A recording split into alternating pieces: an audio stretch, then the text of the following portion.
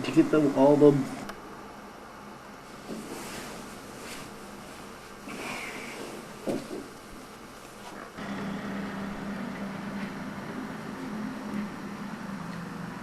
There he is.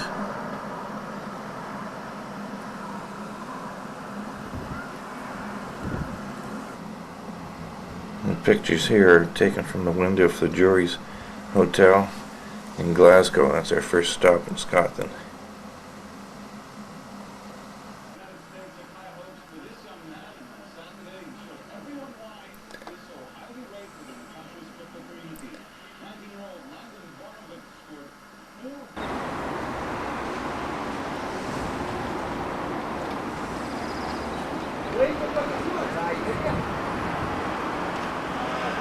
We're leaving the hotel this morning. We'll be going up to the Isle of Skye.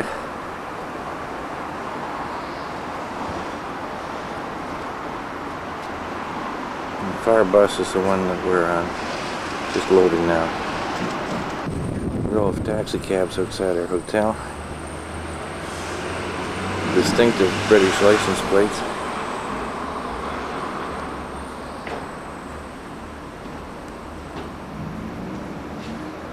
There's our tour guide and our bus driver. And loading us up for the day. Don't be rushing me. I'm not a morning person.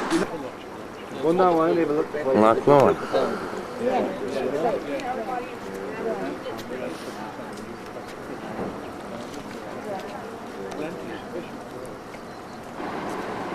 And they have a power station here. They pump water up the hill at night when power is cheap and then bring it back down in the daytime.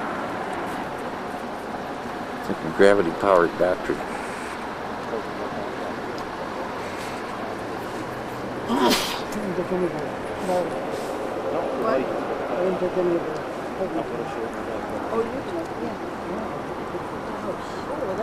I thought you were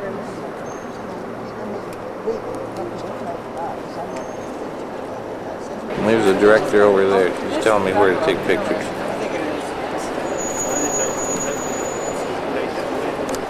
This fellow's from Israel here. He's on the bus with us. Born in Montreal. Been all over the place. A couple of other people from our bus.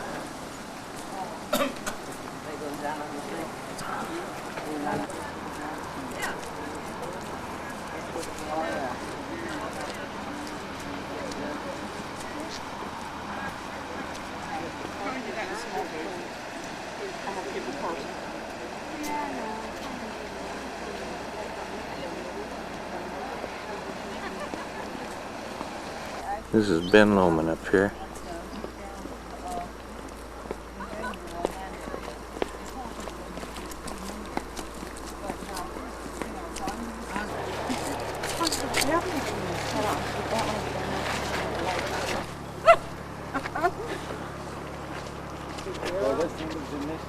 Mom and Kelly went kind of back that way, okay?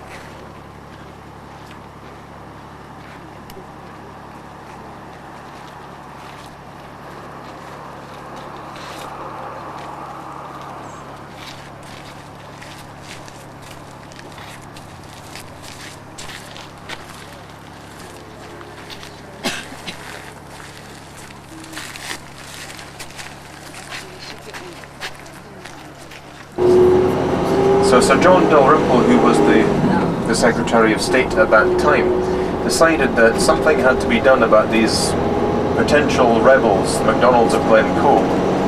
And he wrote a letter that was idyllic in some ways, in some parts of it. Some of it wasn't quite so idyllic, obviously, but the old ways were very strictly adhered to by the Highlanders for many, many centuries. So of course they felt obliged, morally obliged, to give them this shelter, and that they did. They stayed with the MacDonalds of Glen for 2 weeks, until on the, I think it was the 13th of February, about 4:30 in the morning, the order was given for the soldiers, about 900 soldiers started to massacre these people in their beds, women and children included.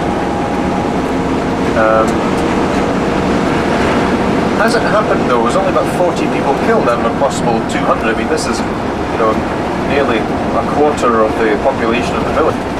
Captain Robert Campbell of Glen and his men carried out the order call upon the rabble, the MacDonalds of Glen, and to put all to the sword under 70 regular soldiers, except the hospitality of Glen MacDonalds. Then. Cruel is the snow that sweeps when cold, and covers the grave old Donald. We offered them our golden dry shoes for their feet. We white them and dined them.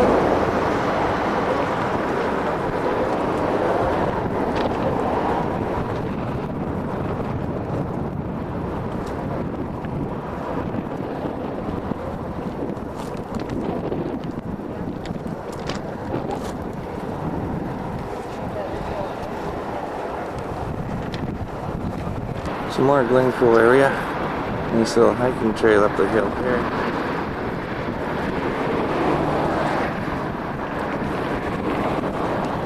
I was only 20 years younger.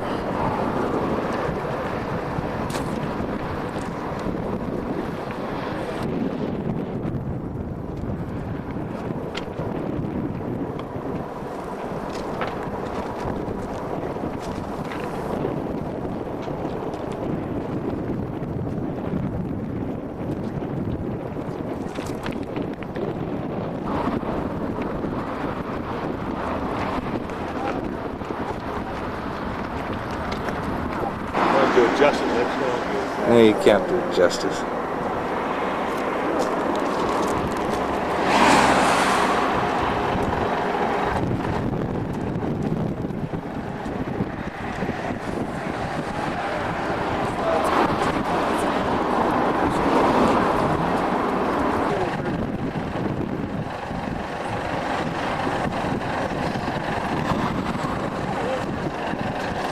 Here's our bus driver Pat, the white-haired guy, and our tour director, Gary Mackay. There's Gary. Here's some of our fellow travelers.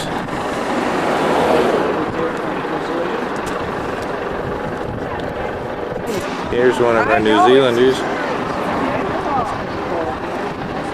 And a lady from California. Two ladies from California. To get through. Down that way. Just on the right hand side. Right here.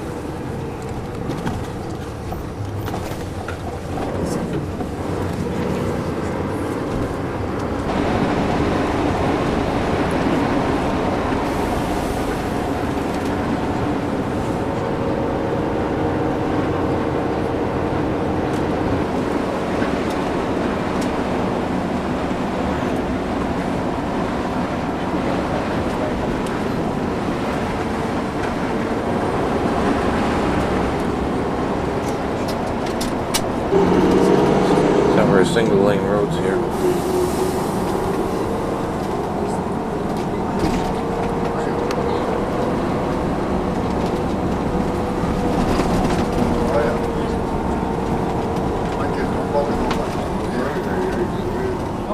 Oh, yes.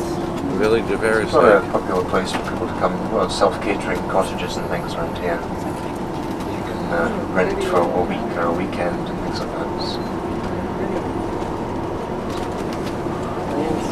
One of the reasons that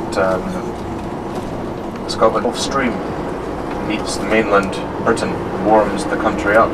Especially here in the winter, it's very, very mild. It rarely drops. Yes, this looks like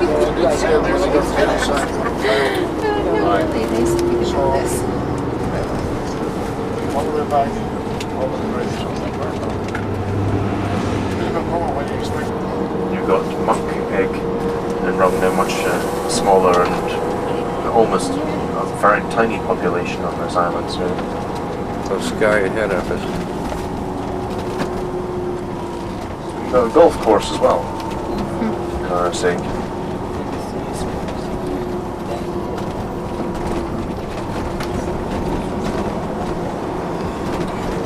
Not just the economy, but the balance of population here as well. Get the sun. So Get the... that you'll find that people will speak. Right?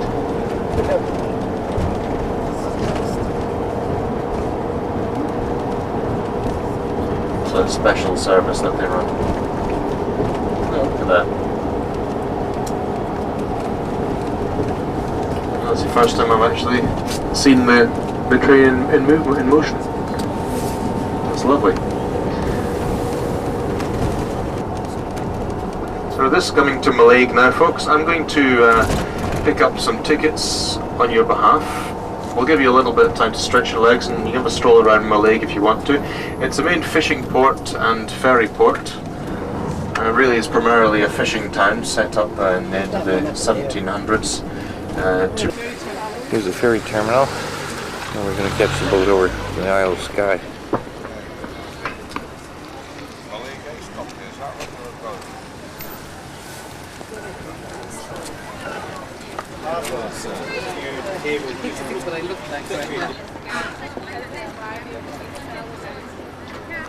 Here's a new way to sell pet supplies out of a truck right at the boat. Some local artwork. Maybe some distant relatives still have the T in their name.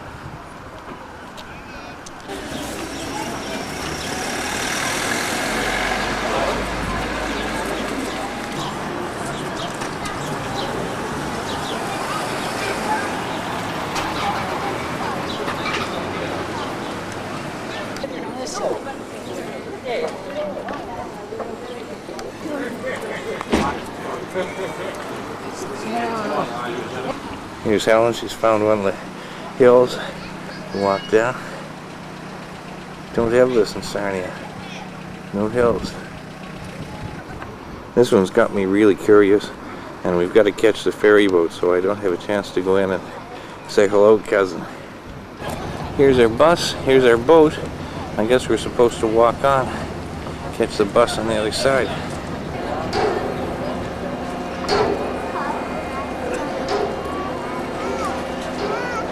There she is.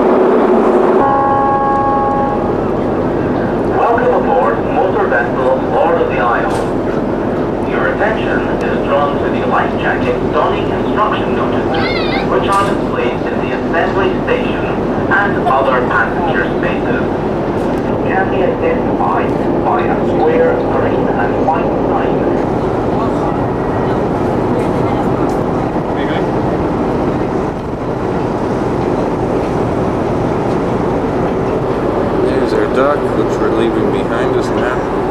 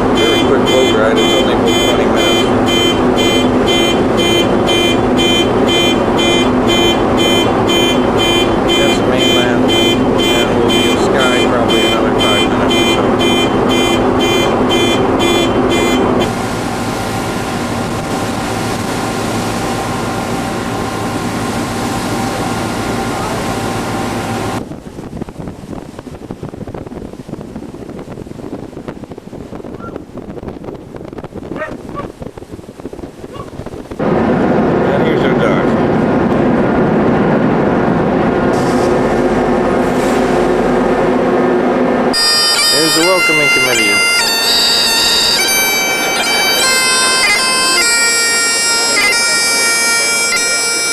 There's his afternoon's wages.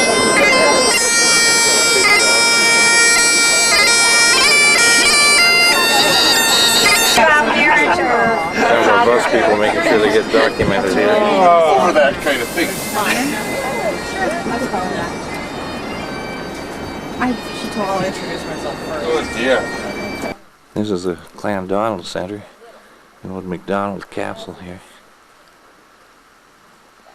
Seen better days.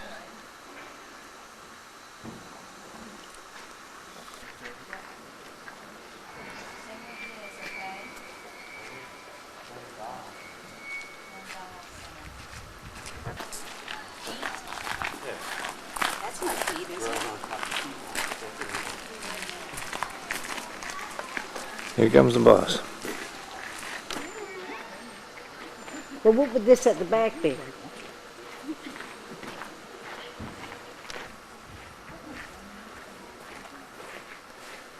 Somewhat in disrepair. It's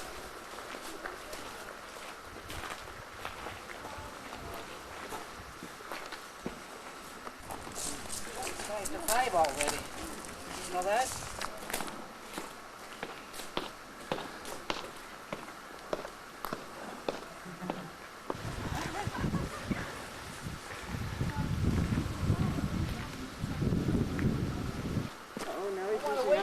I want to wait till we get to our castle and take all the pictures. Here's some of the MacDonald rhubarb. That's a big one.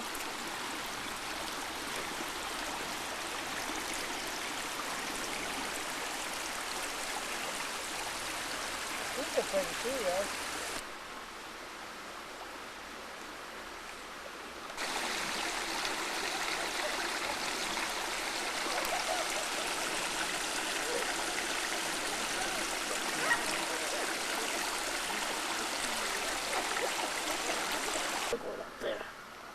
Helen doesn't want to go see the old laundry.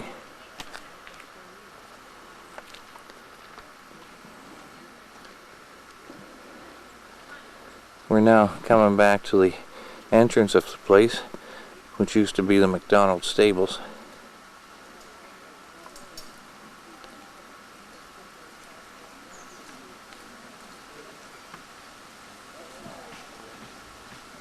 And there they are, MacDonald horses.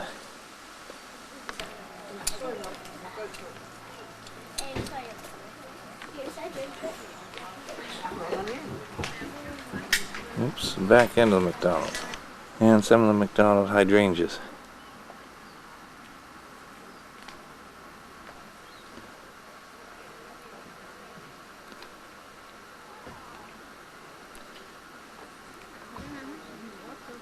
With a price of £30,000 on his head, she dressed him up as her Irish maid Betty Burke and took him on her boat back to Skye, dressed as a lady.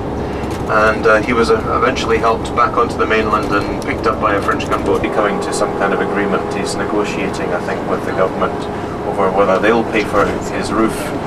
Alright. Just pull the handle up. Oh, you're lucky.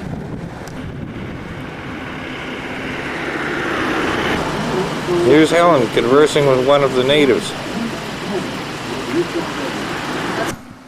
This is the back part of our hotel.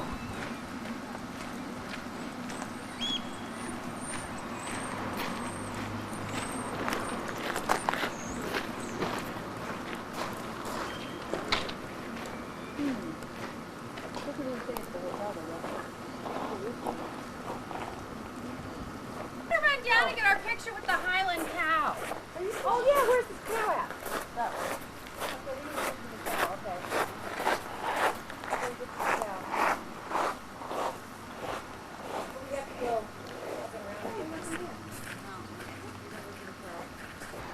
Another shot of our hotel. We're in the town of Broadford on the Isle of Skye. The mountains here are called the Cullens, C-U-I-L-L-E-N-S. They're privately owned. The guy who owns them was looking to selling them so he could repair the roof on his castle, of all things. So there's some politics going on now where possibly the government gets the mountains from him and repairs his roof.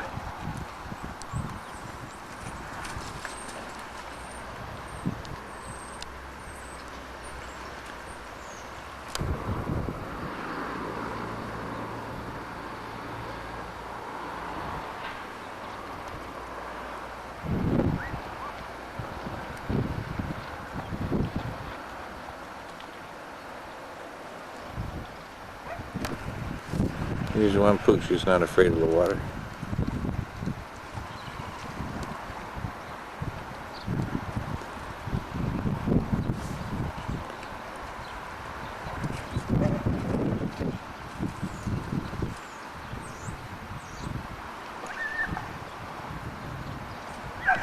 Here's something I haven't seen in the Maritimes. A stone step built right into the pier, into the dock.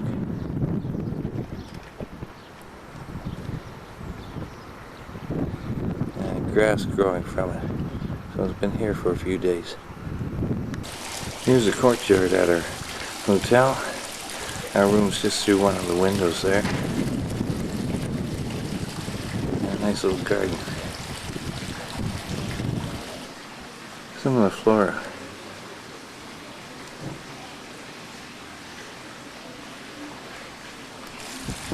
I wonder if some of these guys found their way to Nova Scotia.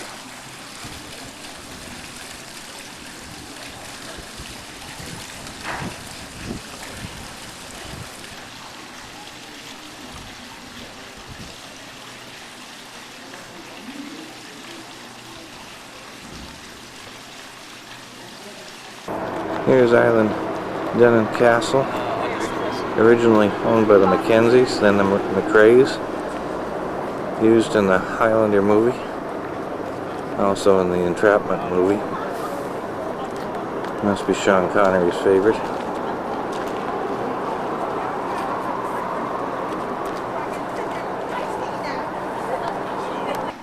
Interesting, when they made the Highlander movie, how they got the castle and avoided all the housing around it.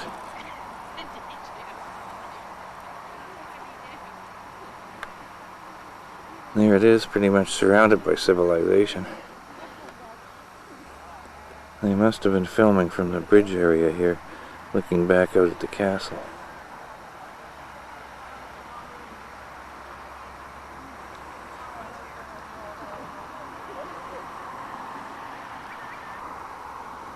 The Mackenzies blew it up to prevent it falling into English hands back in the 1700s.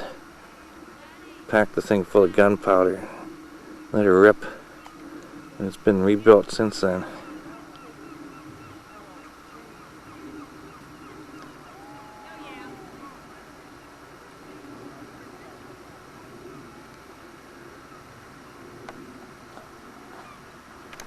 Here's some of our bus group getting photographed in front of the castle here. More of the group. One last look. You didn't bring the camera! Oh God, it's still working! You didn't bring the camera, it's still working! This is Loch Karen.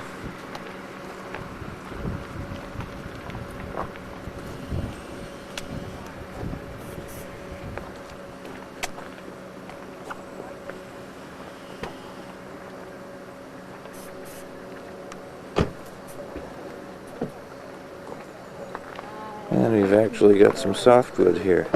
Probably been planted in foresting.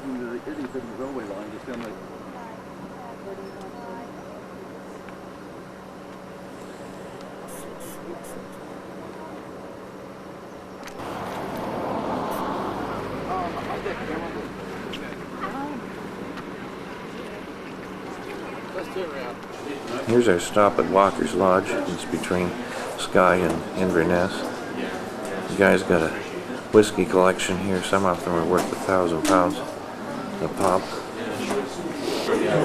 And he's also got a big fish tank here in his lobby. And a whole bunch of dead animal heads on the wall.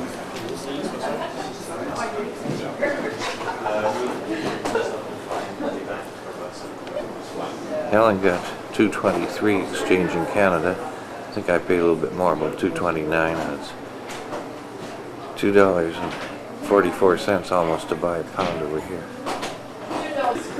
Single rooms look quite reasonable, but they're probably pretty tiny here. 50 pounds. That's probably around 125. That's the outside of our eating place.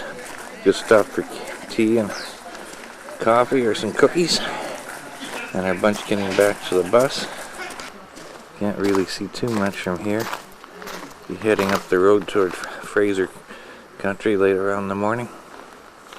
As we move north here, we're seeing more softwood around us.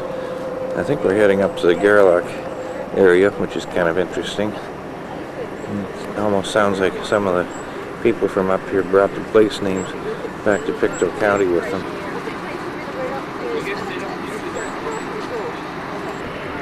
Here's some of the heather. It doesn't really start to bloom apparently until August sometime, and then the hills turn kind of purple.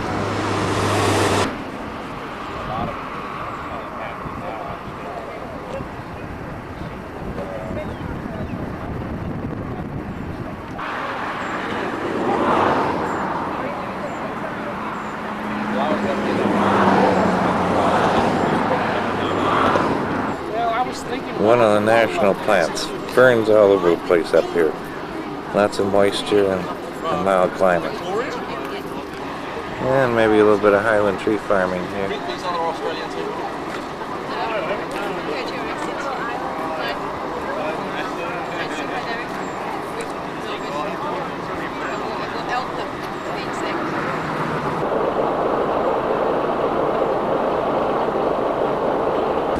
the village of Gairloch.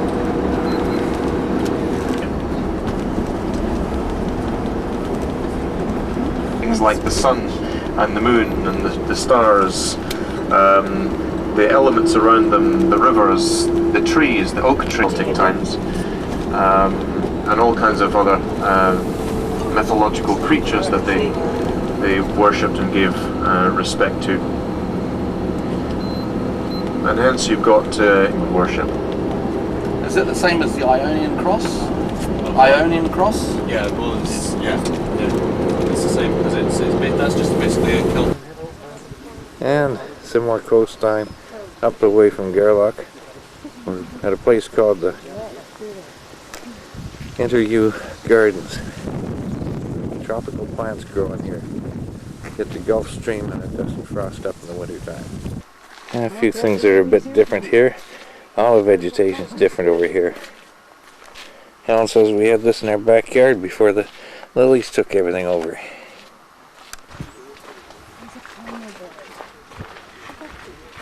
In there, that's what they did.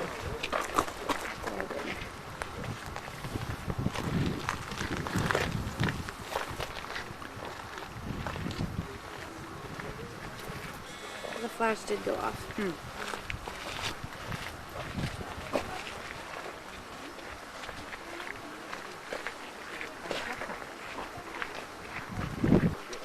Here's one we had in our backyard. And here's a great big yucca plant. Take it from the bottom here. Not sure what this one is.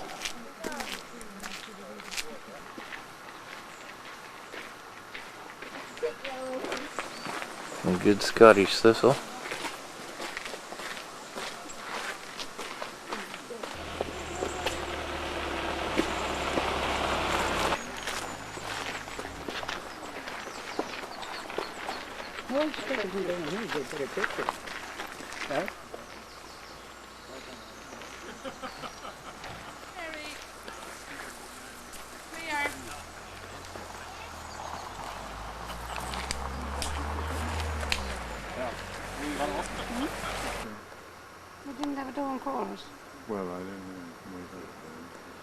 One of the Americans on our bus has never seen a tide before. She says, "Oh, I've got to take a picture of the bog here."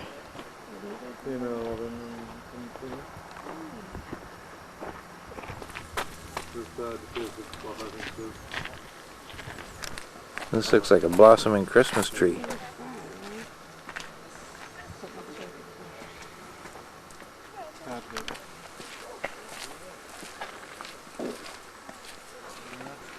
This is interesting. Looks like somebody's club. Did you take it from the ground then? We're at 58 degrees north latitude. It's the same as northern part of Labrador. And they can grow palm trees in here.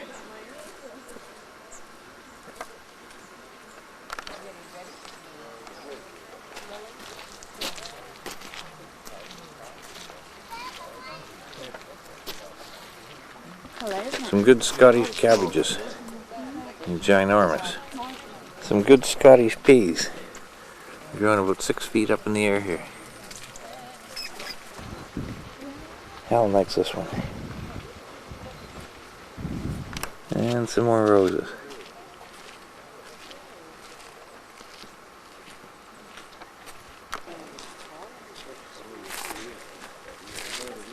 I don't know, he's not supposed to be in there, whatever it is.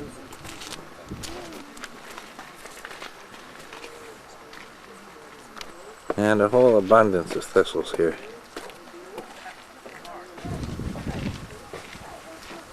One of the coastal villages in the north of Scotland. He'd been living in Edinburgh and worked there as a student and decided to stay, and he came back to visit his family on the north coast. It was a Sunday afternoon. He decides to just have a stroll down the main street of the village. And as he's walking down, just looking at the beautiful scenery around him, this old fella comes out of his house and says, "Here you, what do you think you're doing?" And the young man says, "Well, I'm just having a walk." "What's it look like?" He says, "Don't you know it's the Sabbath? You shouldn't be walking on the Sabbath." And the young fella says, "Well, you know, Jesus walked on the Sabbath." And the old man says, "Ah, yes, but he wouldn't get away with that kind of thing around here." I'm looking up now toward the Western Isles. So, and any natural lake? The hills there behind the clouds, those are actually out on Lewis and Harris, I think are the islands off the coast here. And I mean, You don't have any aristocracy out there when you arrive, so that's the thing. All we have to do is pay for a permit. Right. Unless you're going to say weekly or weekly.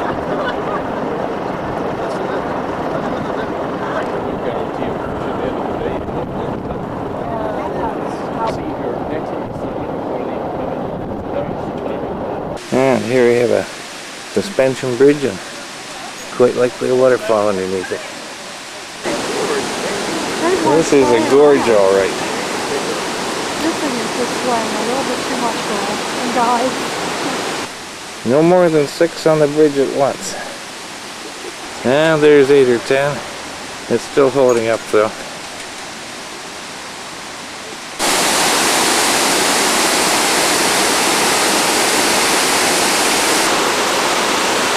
More of our bus people. These people aren't waving at each other, they're waving at the midges, which are known in Canada as no-see-ums. This is a bridge I just came off. 6 at a time. I'm now standing on a 2 at a time vantage point.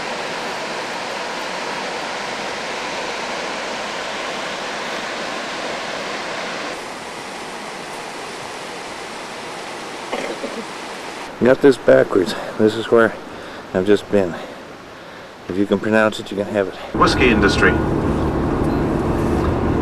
very Out of the shortly, mountains as for a we little drive while, through the Muir of Ord, into we'll some be of a far country past heading Glen toward Inverness. Single malt whiskey distillery. We're going to the Glen whiskey distillery tomorrow. Scotland tomorrow. Why it's so important to us.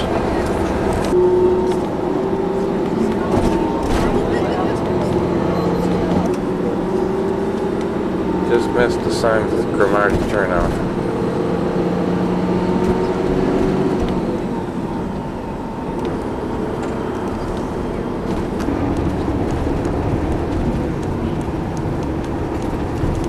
Countryside looks pretty familiar here.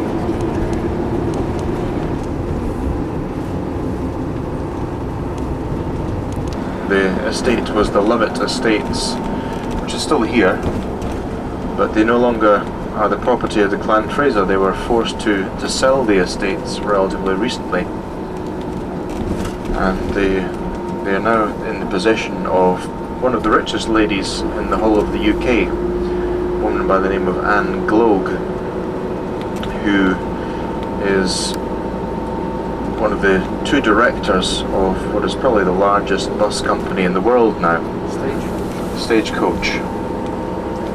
Stagecoach is only a small company. I remember when it started out, just not far from where I lived. It started in Perth in Scotland, with just a few old buses that they bought and started to sort of hijack routes from other companies. But I think they were just in a good place, the right place at the right time for deregulation in this country to take over from government-run bus services personality. And her brother is who's also the co-director with her in the company. It's what a lot of people in Scotland refer to as a numpty. You don't really need for me to explain that because it pretty much sounds the way it is. He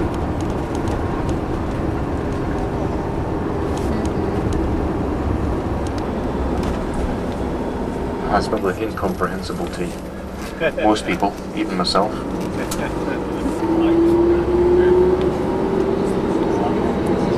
We're stopping just overlooking Urquhart Bay when we do stop, and Urquhart Bay, which is overlooked in turn by Urquhart Castle.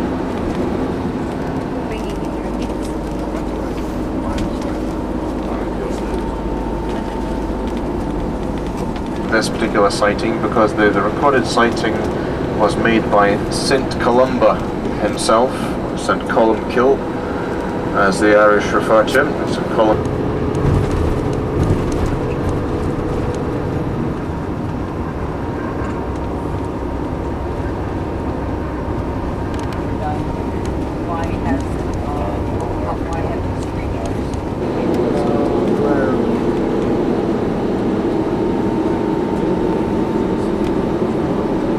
Still going through Fraser country here.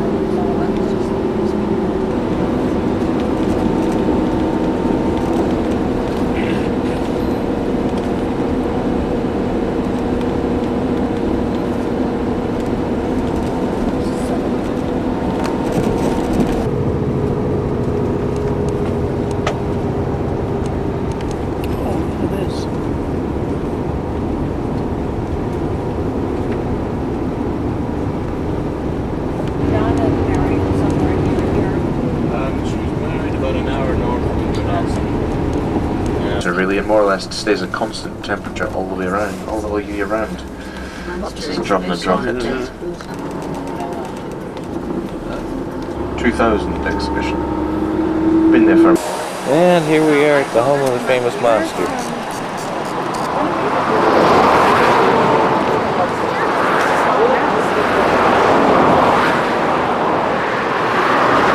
And not a thing in sight just yet. Not the rubbish ton, please. Which direction do you like? The hills are nice up here too. I don't know. And here's some of the monster heather here on the side of the hill.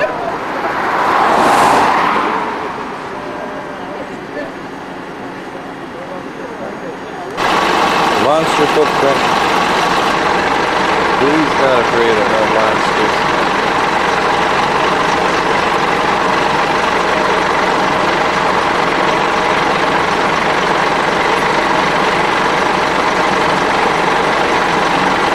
Stopped just a little bit too far up the road. If the castle is just down the way from us, no chance to get a picture from the bus. Yeah, just about everybody on the bus is out here taking pictures of the famous lock.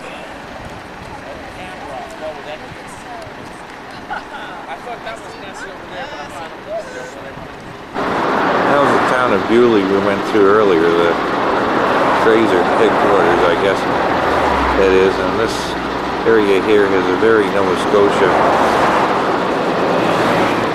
Loch Broom, Eureka, Sunny Brae type look to it. A much maligned king, William Shakespeare wrote a fantastic play, great piece of work, but in terms of being historically accurate, it wasn't that historically accurate. Some of the events, yes, are based on, or more or less, for fear that they should recapture it. Mary Queen of Scots was now the Sheriff's Office. I'm not talking about Sheriff with 6 guns, I'm talking about basically a sheriff in Scotland is a magistrate. Coming to downtown Inverness.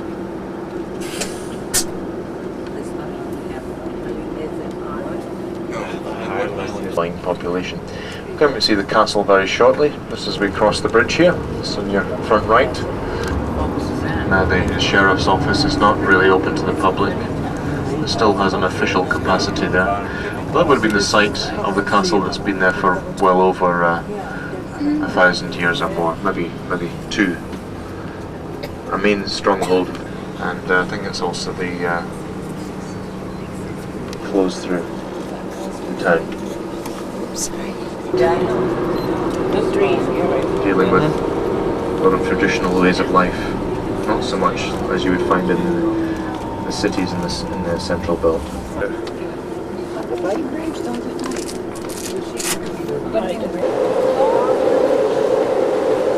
This is a Stone Age burial ground. They're called the Clava Cairns, and they're estimated to be about 5,000 years old. New Stone Age. These are located maybe 5 or 10 miles outside Inverness.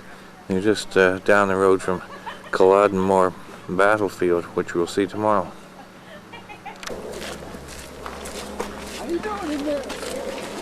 Well, did it? I guess it was closed in entirely, right? I mean, how would you put that? And they took it. Wait a minute. Come down. Wait, it's like the bus aisle. Huh? It's like the bus aisle. Never been. Like the blue light.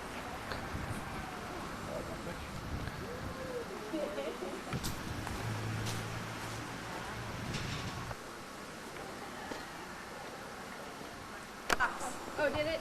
Sign said don't climb on the rocks because of erosion. This is a practice one the farmer did before he put the big ones in his field. This is neat here. This is where all the ghosties hang out. Get it.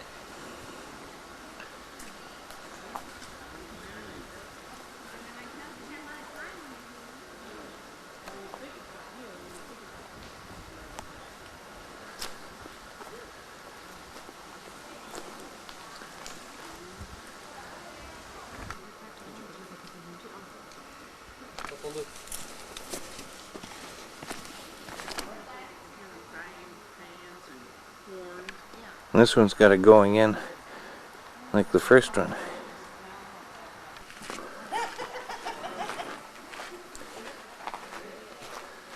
That's why they called it the Stone Age. Lots of rocking and rolling. Here's a shot of one of the neighbors. Looks very familiar.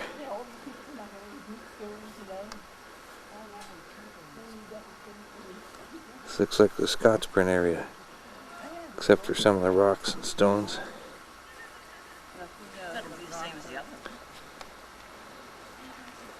Well, not really, because if you notice. You know, A little bit more modern beers, stone whatever. here. You want Old railroad track. Are you laughing at my shoes?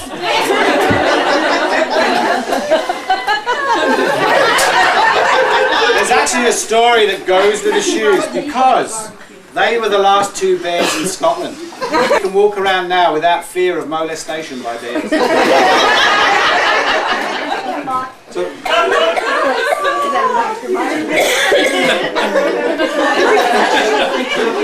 We have fish and chips.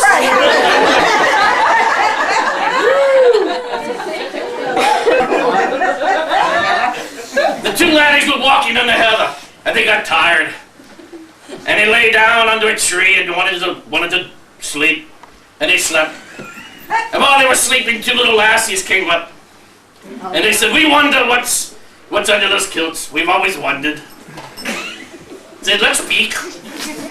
They peeked. They said, "Oh, I'm just good. To know that we're there, we're going to leave a little note for them. But we don't have anything to write with, so we're going to tie a ribbon out of our hair and tie it." And they left. And about an hour later, the two laddies woke up. And one says, "I don't know where I've been, but I've won first prize." just promise you will do a small exhibition for you, okay? The only thing I will say, that obviously because of what they do and what they're going to be doing for the rest of their lives is dancing, they do thrive on applause, okay? So when she comes out to you, if you could give her a big showbiz welcome, okay? She goes by the name of Colleen MacLeod, born and bred in the islands. So for could ask you now to put your hands together and welcome the world's greatest Highland dancer, Colleen MacLeod.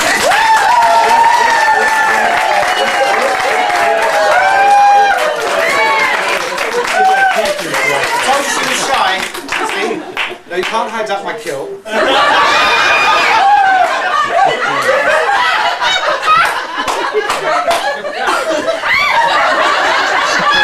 have to say, it's quite a very close community on this island. You got a mouse in that pouch? She told me she sells something to aerospace, but I wonder what it is. A hardware, yeah? Oh, you know what? The Scots have sporrans, let me tell you. My God.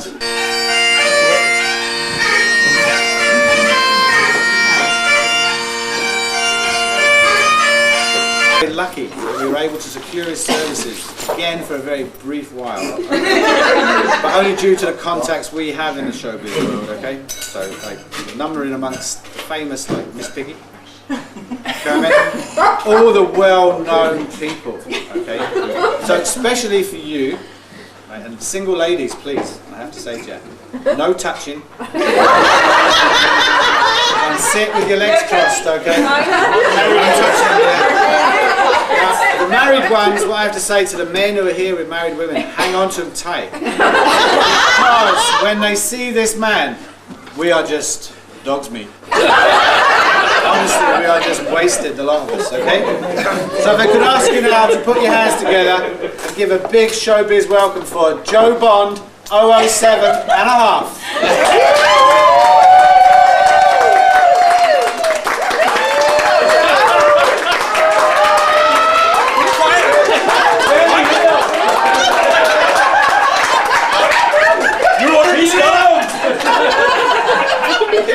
I've been given a case. I'm looking for some stolen rocks. I'm going to search every woman in here for them. Every woman? Every woman. Every woman. Do you know a man that would steal rocks? No.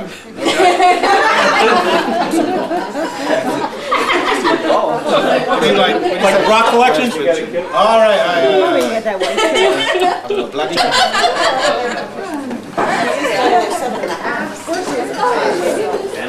That's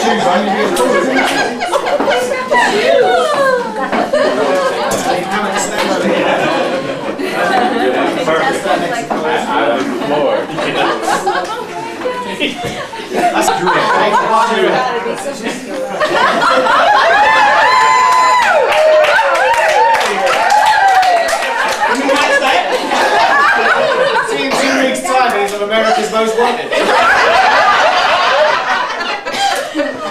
What we do, we have small ceremonies in this pub, okay? We get special powers given to us in Inverness. Yes, dear. Any nits in there?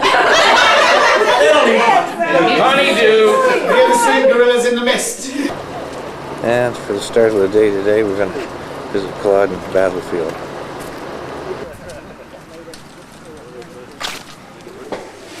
Here's Prince Charlie here. And here's Helen with his English cousin, Duke of Cumberland. Charles was only 24 years old when he tried to pull this stunt off. Here's one of the more intelligent Brits, and an equally intelligent Scot. Here's the battlefield. The yellow flags mark the front of British lines, the English where they started out.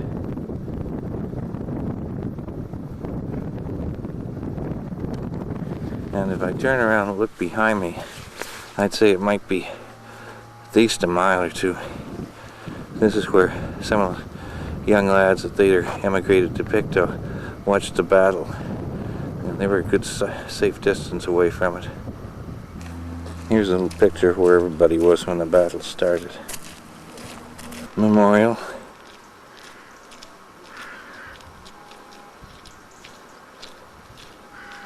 Gravestones back in this area. Here's the one I'm looking for, and Fraser's buried here. And grave markers all along the walkway here. Some of them have clan names on them, Some of them are just mixed clans.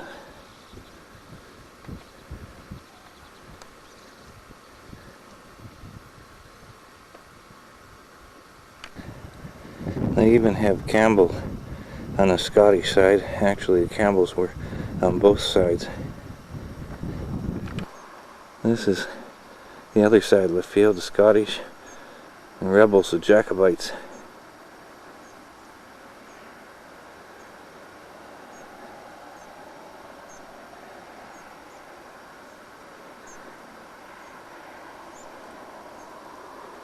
And it was a civil war, so apparently there were Scottish people on both sides, as with the Campbells. The area here is very much like Nova Scotia. Looks a lot like territory above New Glasgow. You'd swear that that was the East River down there when you look at it from some angles. Same thing here.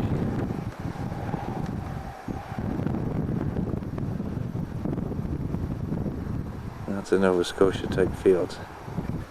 Another look around the battlefield here.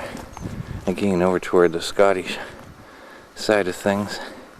And here's some of the hills overlooking.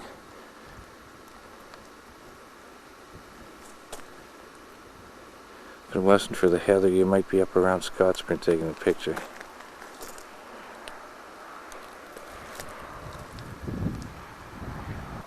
I'll get some more of the stones on the way back to the bus.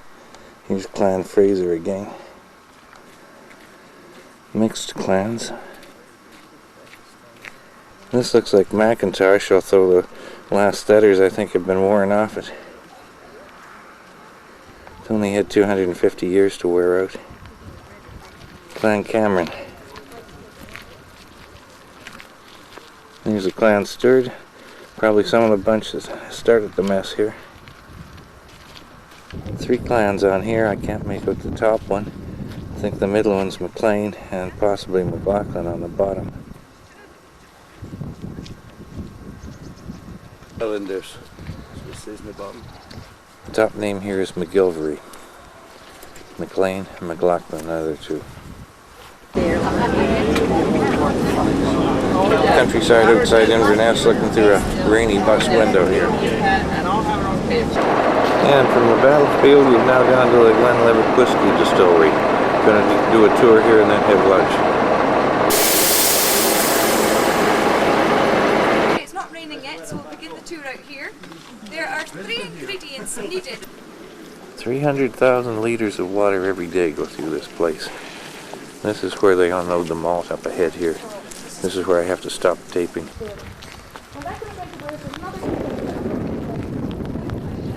There's his well up here where he gets his water for the whiskey. Last look at the lobby of the place. Here's a couple of chairs made out of whiskey barrels. Not sure what this is. Looks like a fire engine, maybe horse-drawn. And a last look at the lobby, reception center. Here's some more creative use of the whiskey barrels. They're used about 4 times and then that's the end of them. Here's the train they're talking about. Very clever. And there's our bus waiting for us. And here's a couple having one last smoke for the road.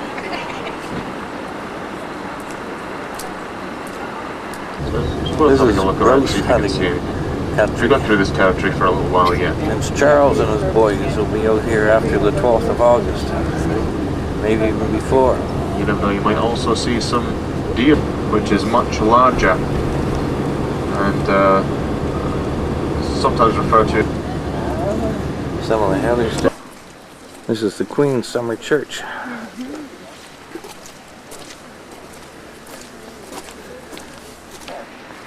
And here's the gateway. Dedicated to her dad.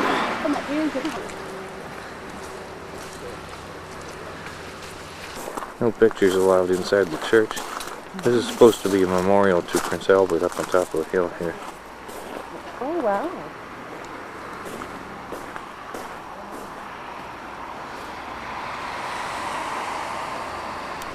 Balmoral Castle is someplace down here behind the trees. well protected. So Balmoral.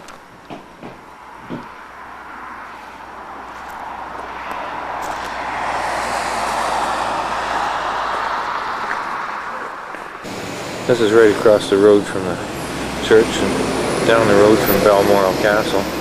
Looks like the Queen's souvenir shop. Another look at the church. There's probably a side door here on the right hand side of the church. The Queen and her bunch come in through there so they don't have to mingle with some of the common types. Here's our hotel room just down the road from the Queen's place. Wouldn't let us in there. Queen and the rest of them arrived yesterday or the day before, so they closed off the place to the public. Can't really do justice to the hotel room here. It's one of the classiest ones we've been in so far. Here's our bathroom. Helen says we got a great big bathtub. Oh, look at this. The royal bath. There's our coat closet over there. This is really something. And here's Robert Burns on the wall of the hotel room. Who could ask for any more than that? The hallway back from our room. I need to change it. Yeah. Nice rooms here. You in them yet? All kinds of old drawings, paintings on the wall here. We're going to head down into the lobby and then get some pictures from the outside.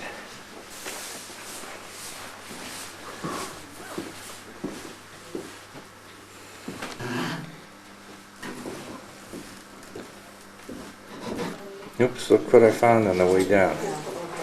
Another Fraser. One of the sitting rooms here.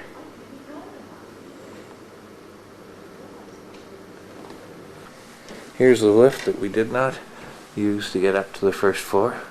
Would have been further this way than walking. And some more old paintings and a dining room. Here's a picture of one of the locals. And here's the dining room.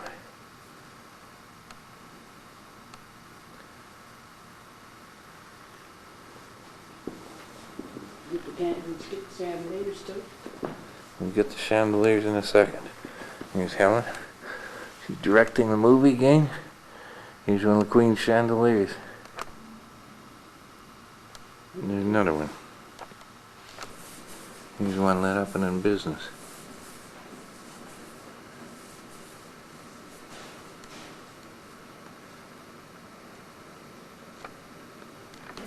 Here's our front desk. Waiting room in the front. And the front door of the place. Here's our hotel. It's in the village of Braemar, just up the road from Balmoral Castle. Invercalled, I can't pronounce anything here. Invercalled Arms, and there's our room right up there.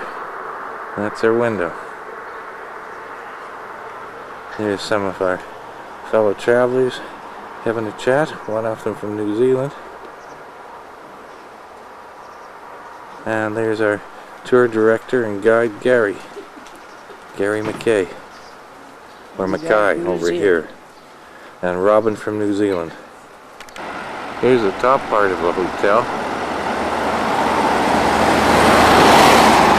Lots of neat chimneys and spires. Just 2 stories worth, but boy, what an old place.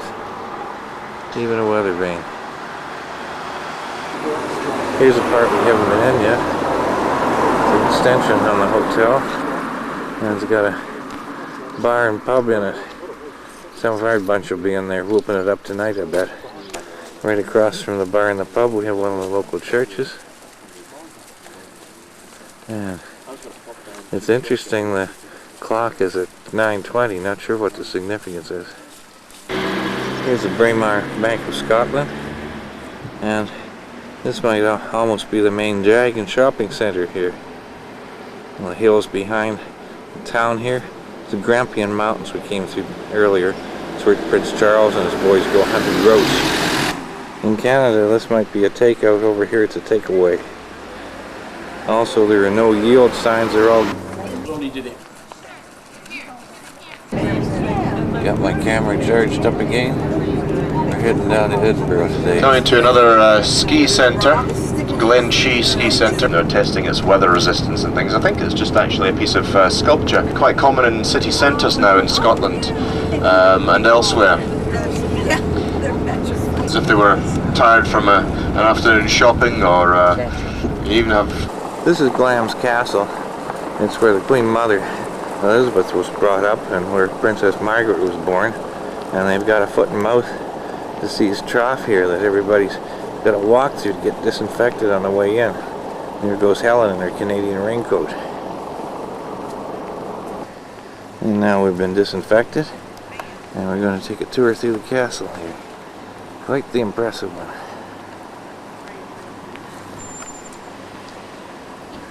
Just finished the tour of the place, no cameras allowed. This is a cafeteria, I'm just taking a couple of shots in here.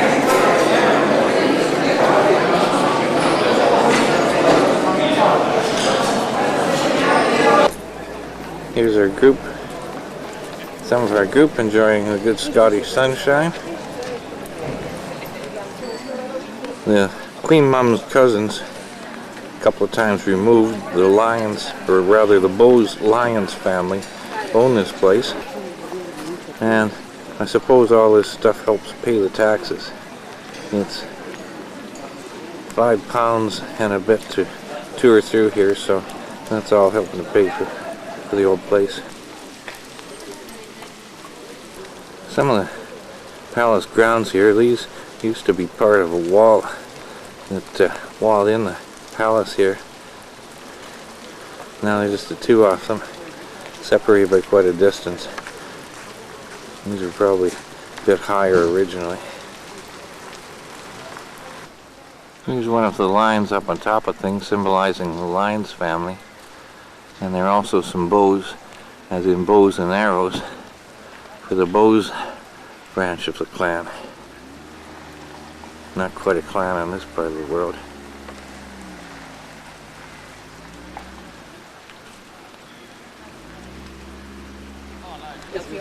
No, tiene 30 habitaciones arriba, pero aquí encerradas.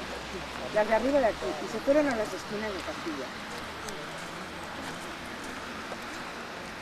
Por los dos lados.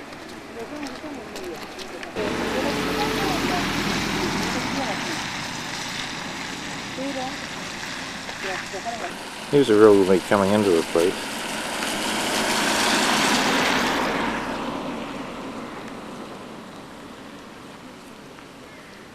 A couple of kings of England on either side. This one is Charles I. The statue is dated 1685. This is James VI of Scotland, who was James I of England. And it's also got a 1685 date on it. Here's the royal bull back here.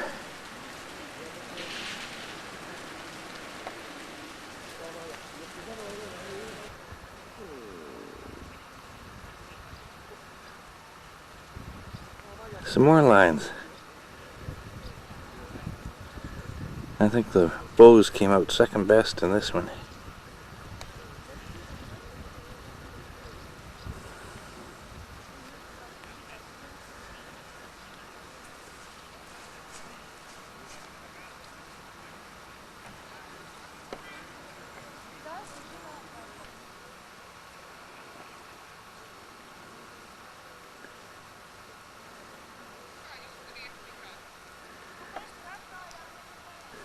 Some of the trees over here are quite different from anything you'd see in Canada.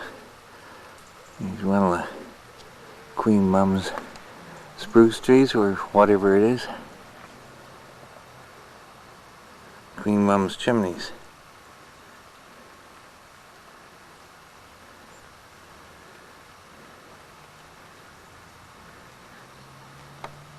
Some of you heard about yesterday, John Graham of Claverhouse, alias Bonnie Dundee character. These are pens for Dundee still got some of its original character. At one point though, I said Dundee was dominated by the jute industry. The jute industry was enormous here, and I don't think I would know anybody if I asked a few questions of, you know, was there any family who weren't working in the jute industry, because, well, one of them anyway.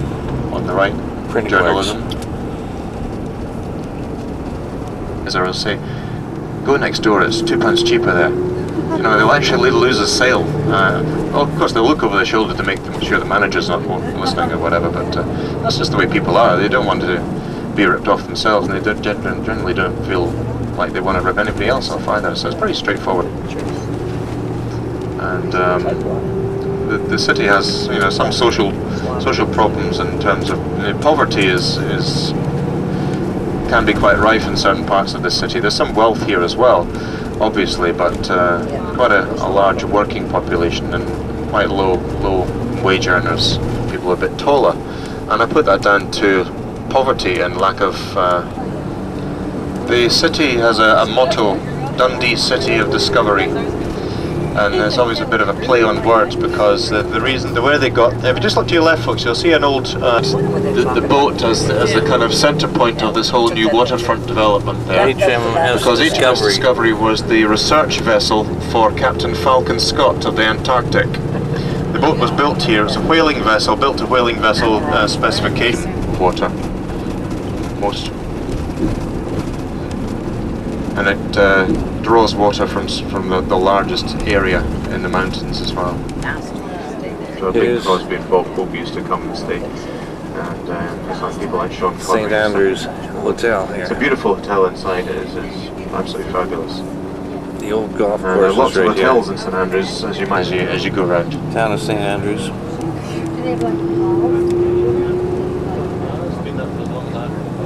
Whether it was actually invented here, people in Musselburgh in the in the east of Edinburgh, sorry, dispute that that's the case because they say that there's a golf course there that's older than the old course, but it doesn't really matter because the old course is here now.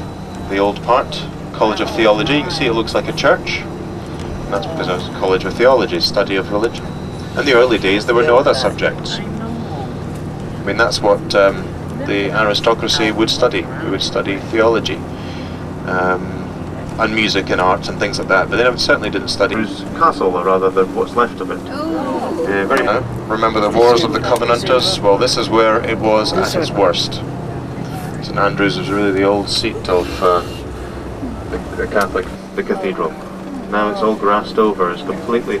This is where St Andrews' remains are buried. He was the youngest of the 12 apostles and young brother of Simon Peter, or St. Peter, from Capernaum in northern Israel.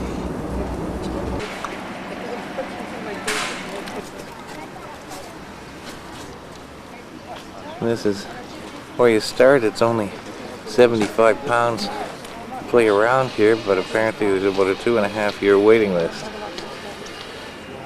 And there's probably a lineup of people who are hoping for no shows to play the course in their place. 70 pence to say you hit a ball at St Andrews.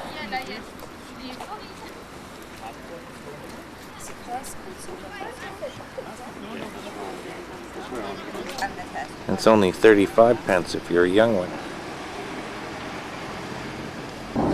Just up the road from a Royal Air Force base, you can hear them in the background.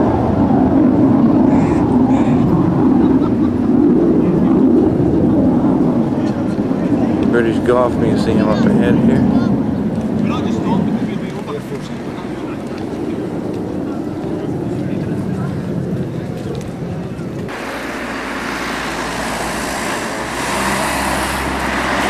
We're going to take a walk around here.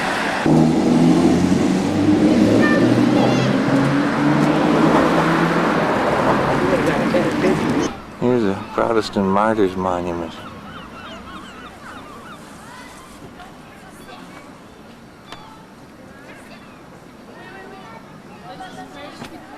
I'll figure this one out later.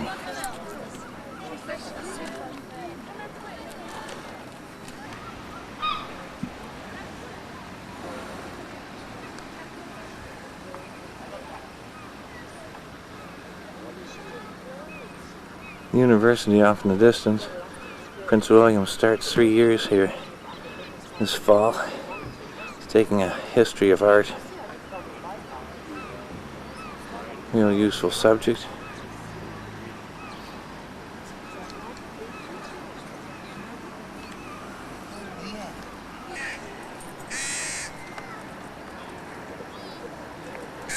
I believe this is the clubhouse of the old course here, and some of the course I believe goes out this way.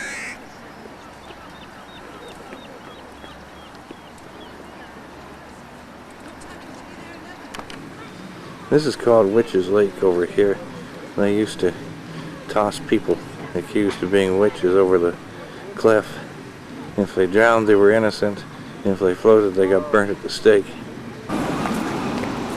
Here's a map showing the various courses here. They've got new, old, number of courses immediately side by each. Right across the street from the golf club, we've got Hamilton Hall, which is part of the university here. Maybe Prince Willie will be around here, strolling around here coming to fall. Here's the beach at St. Andrews. There's a Nana going to get some stones or a shell for the boys. Scott and Eric, this is where it came from. Take a look back up the hill while we're here.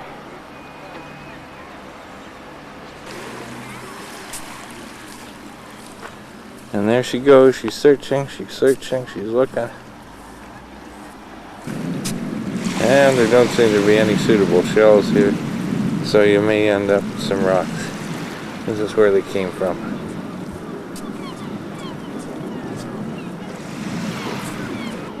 And she did find some shells. There they are, right where they were recovered. There they all are. And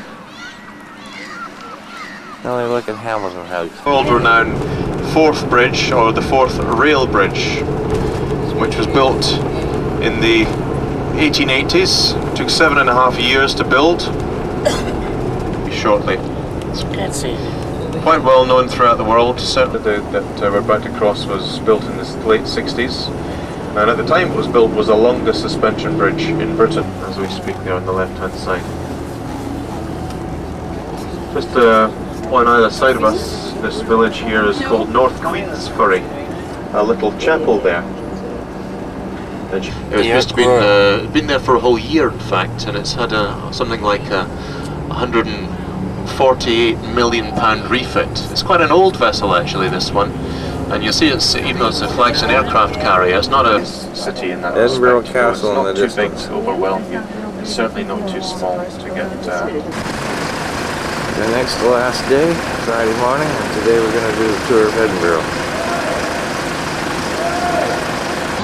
And here's a picture of our home for 2 days.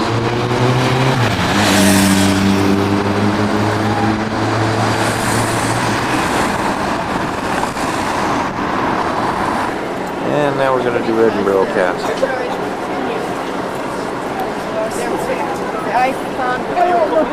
We'll remind you.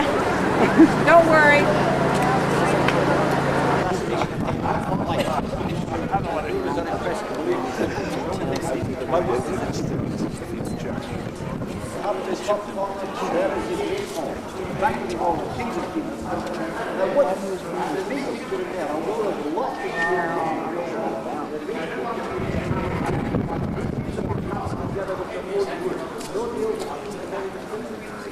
Scottish War Memorial Building here.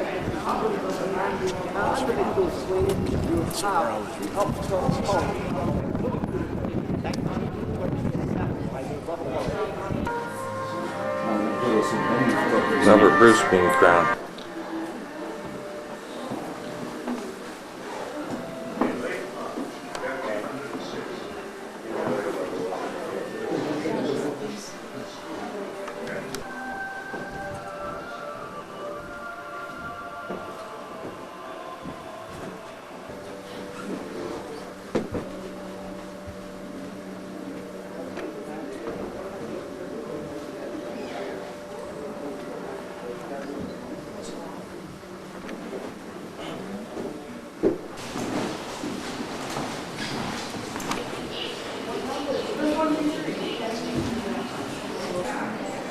Little map of Edinburgh.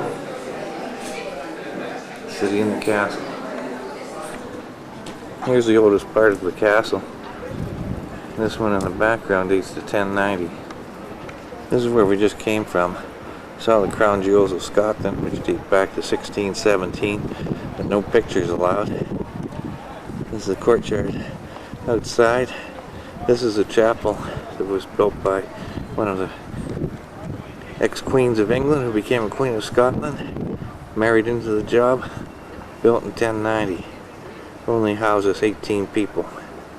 If you're one of the staff or one of the soldiers, you can get married or have your kids baptized in here. Same goes for the tour guides. They're licensed to bring people through here so they can get married and baptized. Here's a lookout where you can look out over the city of Edinburgh. This gives us a look at a piece of it. Edinburgh Castle here. They're getting ready for the tattoo. There's a lot of equipment up here. Looking back down, this is the entrance to the place. This is where they have the Edinburgh tattoo starting this week. I think it started last night. Great big hill right in the middle of the things here.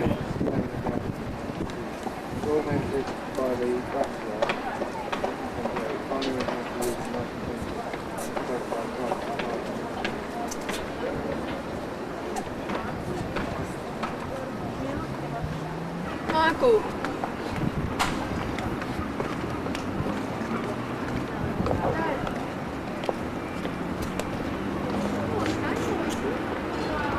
Numerous bridges here that join the old city and the old city together here. Castles at the top of the old city. They had to start expanding things about 1670 or something. Maybe I'm 100 years out. A long time ago. I'm looking out toward the North Sea now. Do a sweep around here.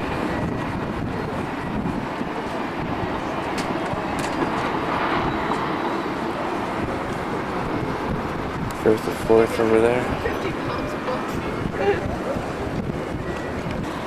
The Pet Cemetery.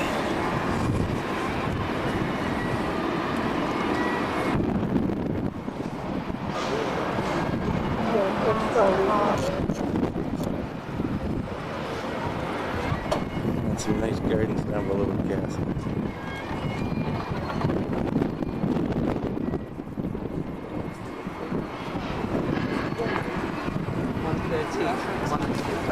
Here's Mons Meg, built in 1457. It could launch a 1-ton cannonball 2 miles. Hasn't been fired seriously since the 1600s.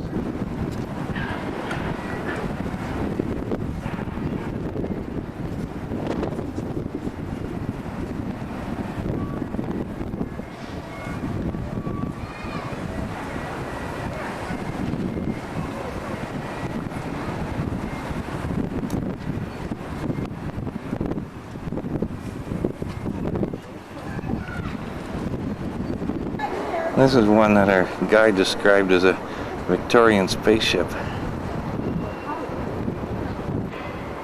Look at this guy. So ugly, it's probably spectacular.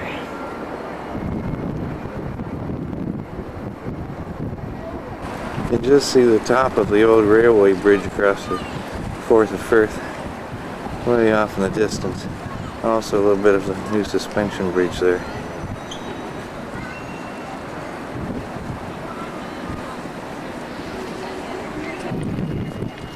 On our way back down now to catch the bus.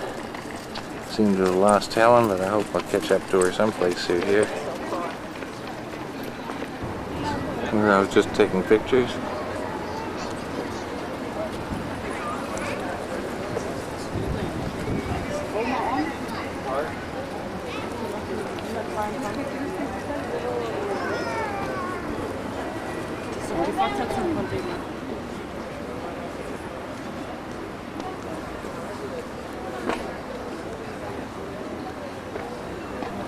Lady who built the church and chapel up above. St. Margaret. And the arrival of the big gun. Here's one of the gates where we came in. Really impressive site. It's dated 1887, so not sure if it was built then or just repaired. The famous gate there that drops on you if you're here at the wrong time. Memorial to one of the old boys from the 1500s. And a look at the castle wall and how it's built around some of the rocks here. This is a horse track up the middle. They were slipping and breaking their legs on the stuff on the sides, so they broke it up down the middle to make it easier for them to get up here. Here's the main gate where we came into the place. Here's the last look at the tattoo stands, and here we go, we're getting back onto the bus for some more Edinburgh. That's South Jersey. We went all the way up. We went all the way up. That's South. Anyway, look at that rock, lets you know that it was, in fact, a volcanic plug which bubbled up out of the ground during the eruption of our ancient volcano. North face as well. But the reason the rock is shaped the way it is today was caused by the Ice Age. About 12,000 years ago, the last ice age came to this part of the world. The glacier hit that rock, it couldn't move it. The glacier, the pressure built up behind the glacier, it eventually split and went down both sides, digging out through the old city of Edinburgh, and they would disinter newly interred bodies and take these bodies up to the medical school. The crenelated towers went in place, but the watchmen would actually patrol the graveyards with their shotguns, and if they saw anyone who remotely looked like street gardens are very, very deep, and the reason was that that used to be the northern defence of the old city of Edinburgh, the Norloch. That was a Norloch drained out during the building of this. For shopping, the reason I point it out to you is you may want to change money, and the best place to change money in this city is in fact a store called Marks and Spencer to the west end. So if you look at Princes Street on your map, it is that monument, soldier on horseback, not an individual. See the flowers there, but get down into the gardens if you want to see that display. For the art lovers of Marks and Spencer's there, in fact, all you've got to do is find us a Walter Scott monument. So Walter Scott's monument is here on, see the monument, and you may just see people on the balconies. There's balconies all the way up. We 3 years ago decided to refurbish the interior of that building, just the people of Edinburgh, knowing that our Parliament was coming. And now we're off to Holyrood Castle, Queen Mary's place, also Queen Elizabeth II when she's visiting Scotland.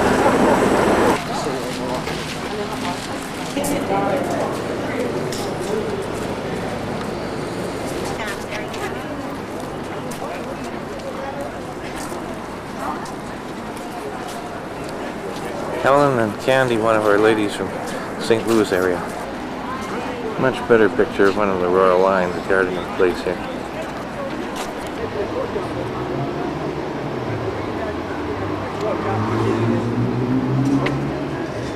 There's the gates from there.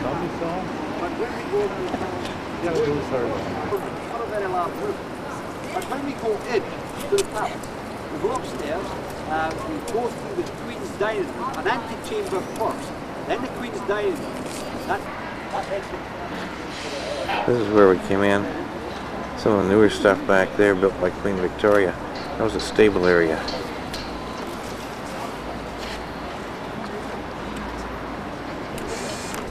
Parts of this place were wrecked by Oliver Cromwell, the Puritan, and he removed the Catholic saints and did some damage while he was here.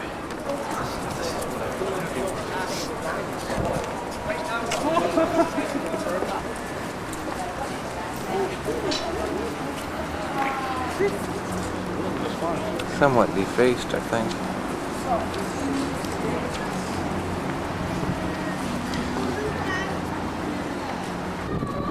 And another Englishman took the roof off this place. Came up here looking for the crown jewels. 1600s, couldn't find them. He got mad and wrecked the place.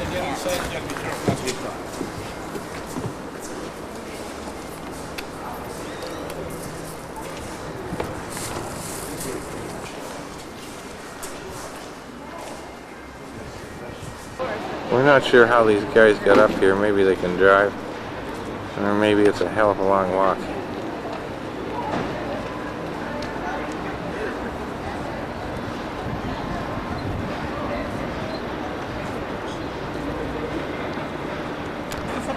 Here's some of the construction for the new Parliament buildings. They could have had the use of the old Scottish Parliament, but that didn't suit the politicians. The first estimate on this guy was £45 million. Now it's up to £350 million, which is probably getting up around 800 million or so Canadian.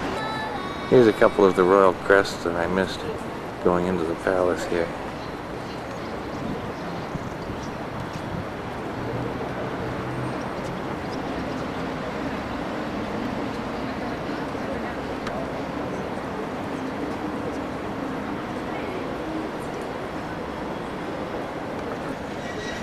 This is over the main gate, which we didn't go through. Tourists not allowed through there. These are unicorns. I think they're the Scottish symbol. And on some of the later stuff you see a lion and a unicorn, which is England and Scotland. Here's a line up on top of this guy.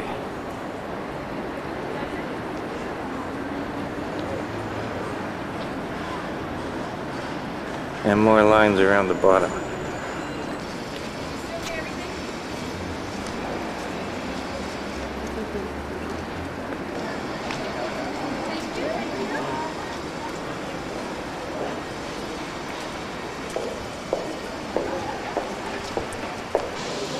One of Victoria's carriages, no doubt. The Brougham. One driver, 2 passengers. Still in use around London for the tourists. And this afternoon I'm going to take off and check out some of the Royal Mile.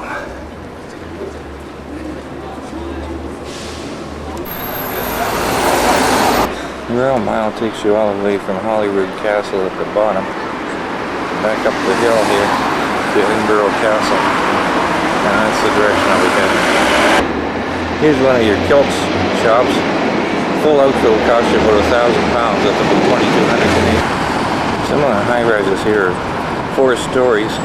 On this side they date back about 200 years to 1700s. On the other side they can be as much as 14 stories. Used to empty the bodies right out the window here. This is known as the smelliest street in Europe. Don't see these on every street. Here's a shop specializes in old books. This is a 1776 map of Canada.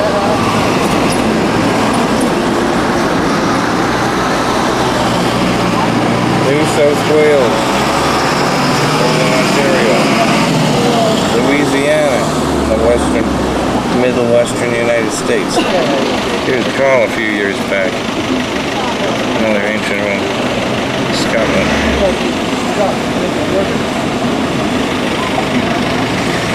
One of the older homes here goes back to 1490.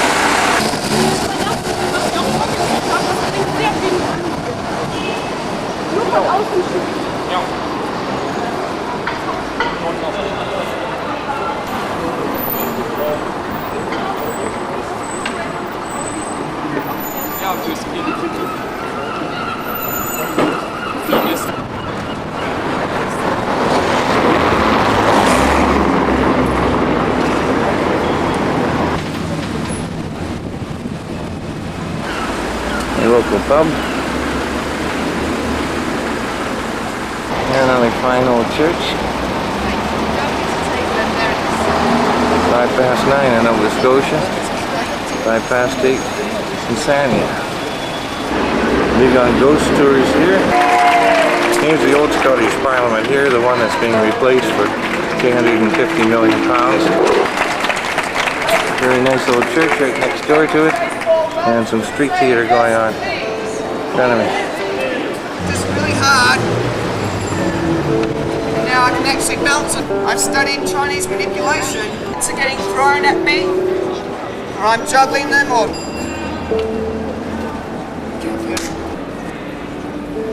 Okay. 1, go, Mr. Spin! 3, 2, Now wait. wait, this guy over here wasn't joining in. We'll give him another chance. Everyone together. 3, 2, 1. Go, Mr. Spin.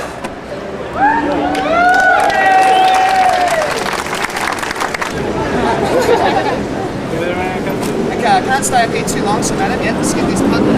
Okay, madam, this is the flat throw. Up to me. First throw. Mark, go stand back. Walk back with me. That's okay. On your marks. Get set. Go. Beautiful, yes. Over.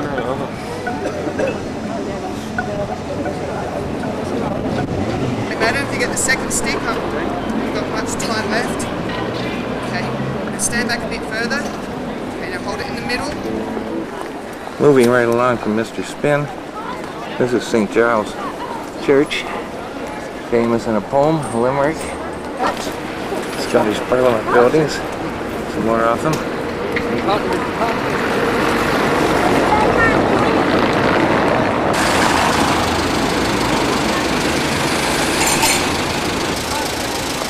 Neat statues and stonework everywhere. A little bit further up the mile now, getting a little bit closer to the castle at the top of the hill. Here's another one of the bridges that take you back from the old city across to the new one. Here's another place named after the famous deacon. Here's a statue. He was model for Dr. Jekyll and Mr. Hyde. Came 100 years before the book was written. Here's another British characteristic, stone fences, driving on the wrong side of the street, and funny buses and funny telephone booths. The camera obscura, fancy lens setup that lets you see a panorama of Edinburgh and seen through the lens. Another fairly spectacular old church.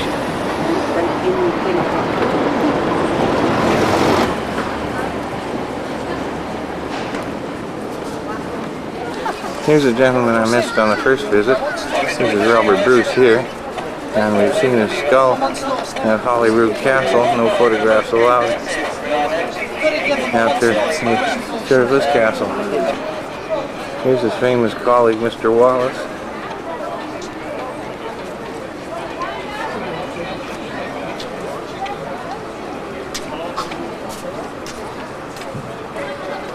And here's where some guy took possession of Nova Scotia in 1625. Most interesting.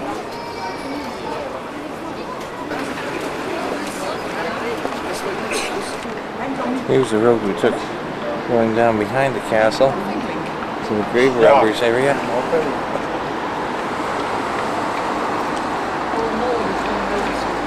Arthur's Seat. And some more Edinburgh that I didn't photograph this morning.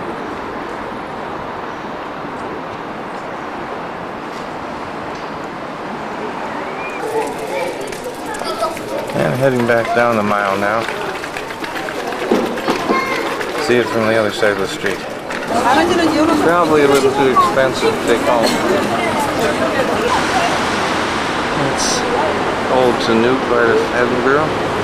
Don't have takeout restaurants here, they're takeaways. And some good barnings. Here's the famous Greyfriars Bobby. And here's the famous Bobby's head named after him. This is the entrance to the cemetery where Greyfriars' master was buried. And they've even got a souvenir shop for him. Bobby's Boothy. Here's the church. And here's the cemetery. I presume Bobby and his master are both buried here. University area over here near Bobby's place.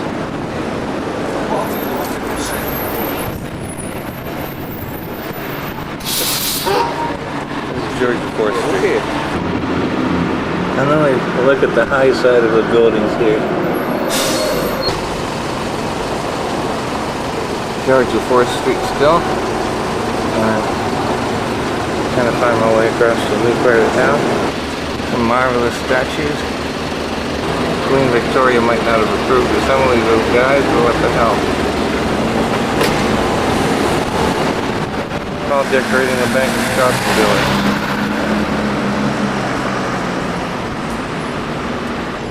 This was once a lake before they developed the new part of Edinburgh. It got drained out. Now there's all kinds of buildings, shopping, an ancient rocket ship down here.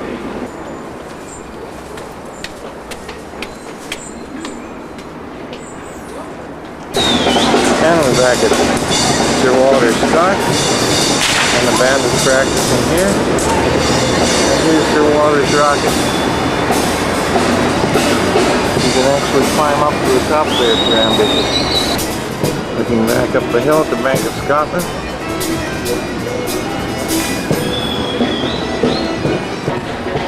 Bridge lined with tour buses here. And looking back at the old city.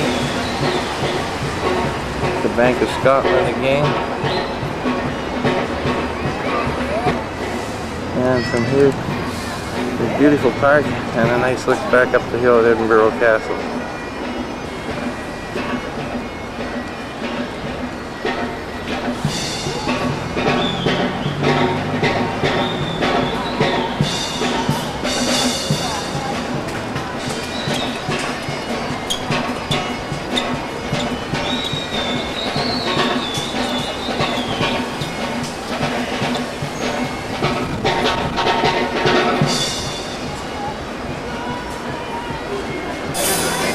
And in case you're wondering what the background music is, a bit of Russian culture going on here today.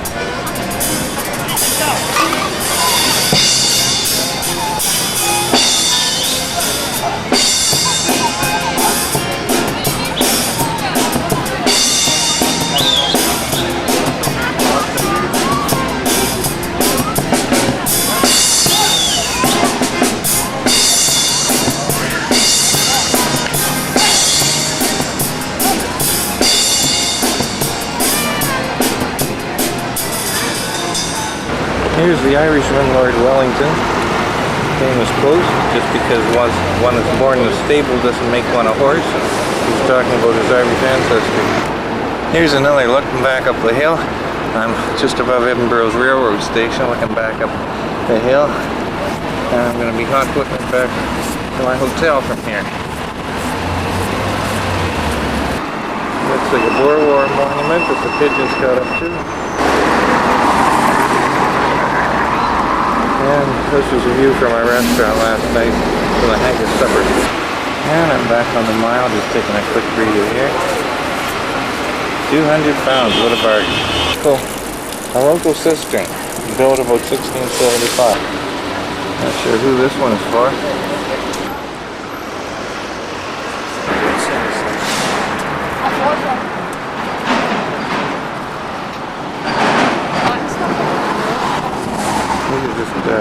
Side streets. This is the way I came up. I'll probably go down the street and find another way coming back. Another wee shop that I don't have a chance to browse through. And here I am at the bottom of the hill. Hollywood House here. Turning around. And you can't see too far back. That's a good walking destination. And we're now going to do a tour of Royal Yacht Britannia model here. Here's a photo of the Queen Philip and the original crew. Small army or navy. A photo of a binnacle which holds the royal compass. Here's the Royal Scow. This is a launch that took them from the ship to shore and back. And it's quite a piece of equipment all in itself. And here it is, the real thing.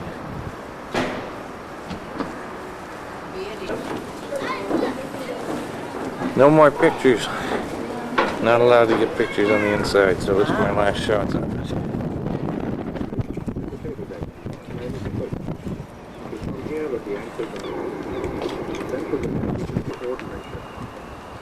specially designed gutter to stop raindrops splashing and staining.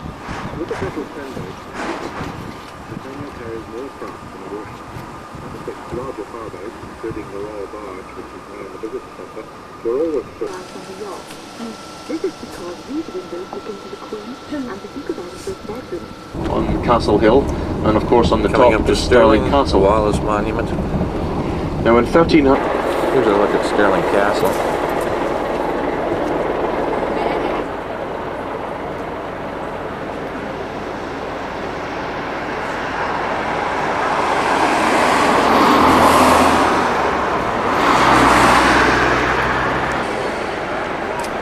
No stops at the Wallace Monument. This is just a quick stop for a photo of the castle. It's just up the road from Bannockburn too, but I don't think we're going to stop there.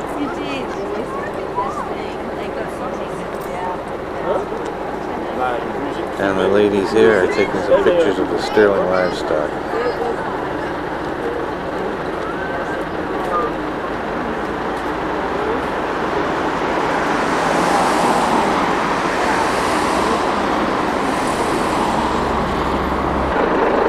Some more critters that are common in Scotland and Nova Scotia. At least they seem to be the same kind. Very similarly seen, you can see. Here's a nice little house across from Stirling Castle. Same side of the road. Sure do a job cutting the grass here.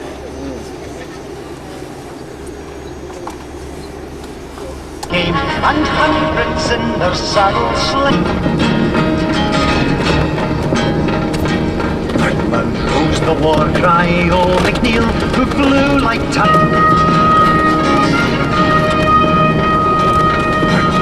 Actually, you'll have a show in the Scottish Wool Centre, but you can spend the rest of your time either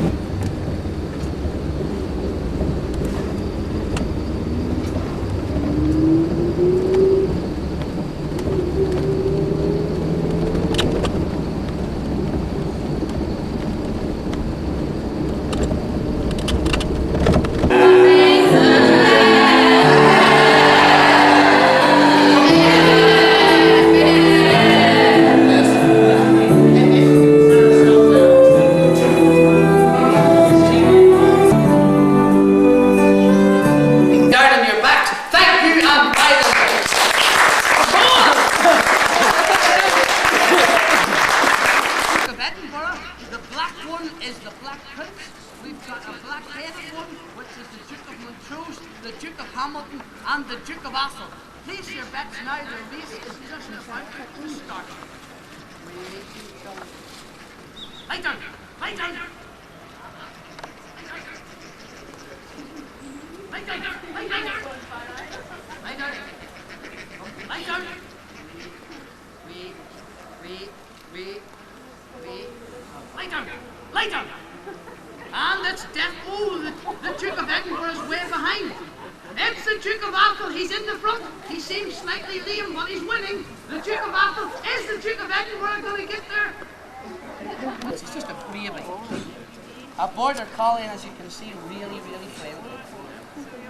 She's designed for working. Lie down. Lie down. She's hi there. She's designed for working the seat most of the time to come by, which means to go left. You're saying, you just say right and left. Would that not be much easier? The dog's 2.5 miles up my glen, you can see behind here, and there's a wind blowing out of the north, and I'm shouting, right, left, right. And the dog's thinking, is that T that's just flew past my ear, T at the end of right, or T at the end of left? So they get totally confused. We use a way to me and come by. This is the town of Aberfoyle in the Trossach Mountains, near the grave of Rob Roy McGregor.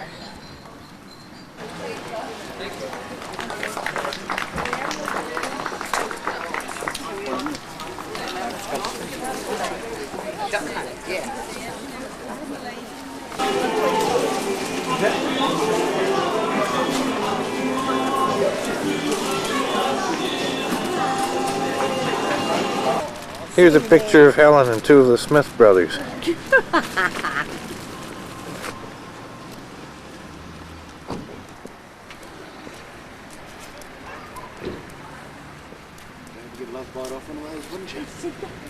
Yeah. Here's a bear with Helen's name on it.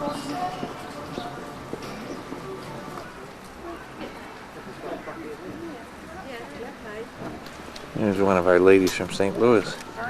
She found some long lost cousins. Yes. What'd he say? Does it shoot darts?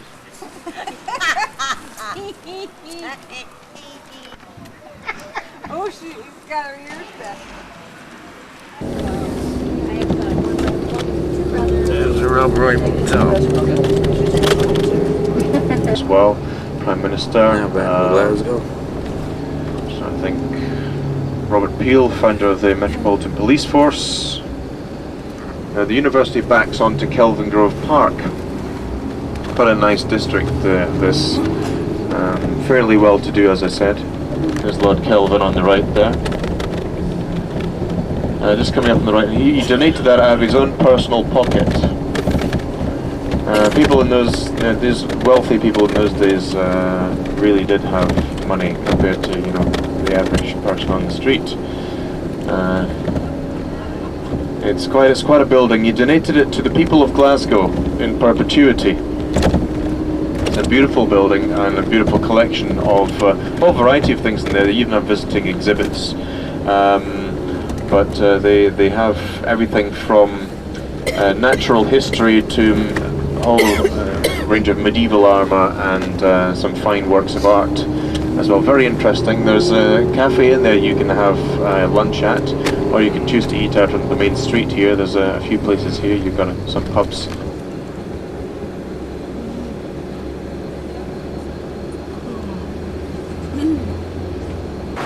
And here's where we're going to stop for lunch today. The Art Gallery and Museum. In the rain. Here's another look at the old place. Paid for and donated to the city by Lord Kelvin, famous physicist, next to last century. Well, the inside's very impressive.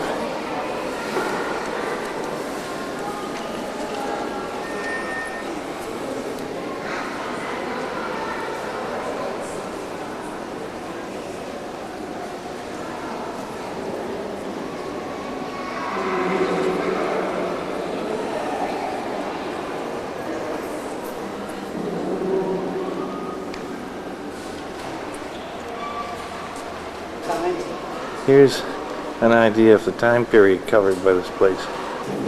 Here's a slightly more modern one.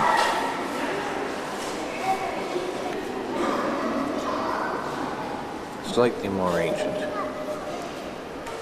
Here's a famous one. It's in the upstairs art gallery museum. Here's one of the areas we visited on our trip, Loch Marie. Fantastic lighting in this one. Some people thought this one was Rob Roy McGregor. Sir Walter Scott. And Robert Burns. First steamboat on the River Clyde.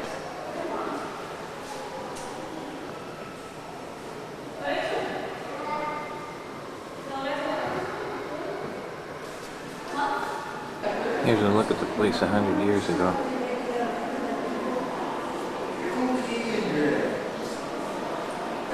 Here's the old boy responsible for this place, Lord Kelvin.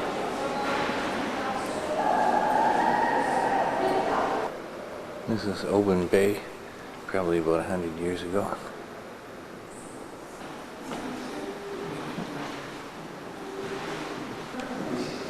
Picture of Glen sometime before our bus went through there. And some nice gardens outside the museum. Some more nice gardens.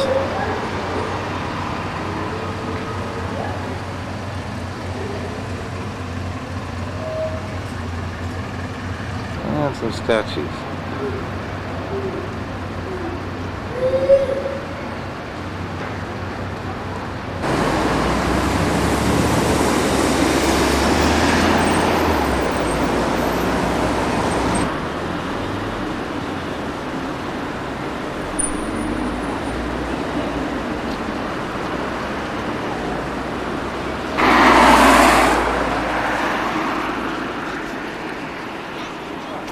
Lots of statues of famous people all around. You got Queen Victoria and Prince Albert on horseback there. As young people, you don't often see that. In the middle, but that's Sir Walter Scott up there with a seagull on his head. Robert Peel on the corner, as I said, we just passed, who was the inventor and the founder of the Metropolitan Police Force, basically the first ever police force in the world. Prime Minister.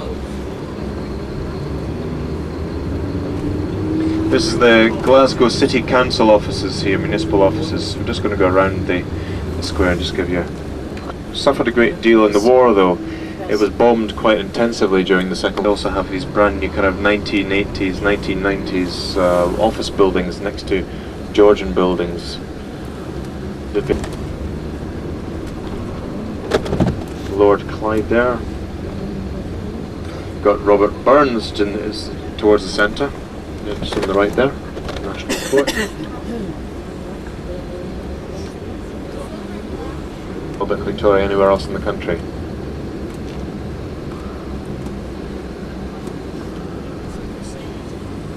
Yeah, most of the smart cars are built by Mercedes. Wherever the oxen stopped, just bury me there. And he stopped the cart and buried him in this place, which was called Glasgow. He called Glasgow Green Place, and that's where the cathedral is on your front right-hand side there. Now, over your right shoulder, and those of you traditionally for the Catholic community, and his horse's tail has been broken off so many times by drunk people on Friday and Saturday nights that they've now actually fitted a hinge on it. There on your left-hand side is the only Gothic cathedral, early medieval cathedral in cemeteries over 500 years old. We're the oldest in Europe. And on a pillar on our right-hand side, looking towards the cathedral, you'll see the statue of John Knox, the Reformer, the Calvinist Presbyterian Reformer, and he's standing up there with his almost looking like he's got a clenched fist, shaking it in anger at Glasgow Cathedral, because it's still a Catholic cathedral, you see. So, I mean, if it had been up to him, the whole thing would have been levelled to the ground, probably. Celtic crosses in there. I told you about those, didn't I? Yeah. The image wasn't necessarily all his fault. Mind you, he married the daughter of King James. John Knox's statue. If there had been time to do more, then we would have done it. 9 out of 10.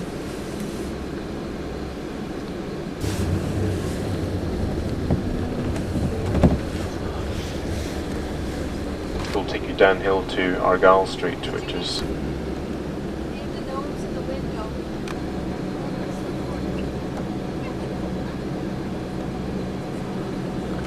11 o'clock, for those that are coming. Twisting and turning roads and bringing us back in one piece. Remember your homework assignments, please. I'll collect them from... Here's our view from the 9th floor of the Post House Hotel.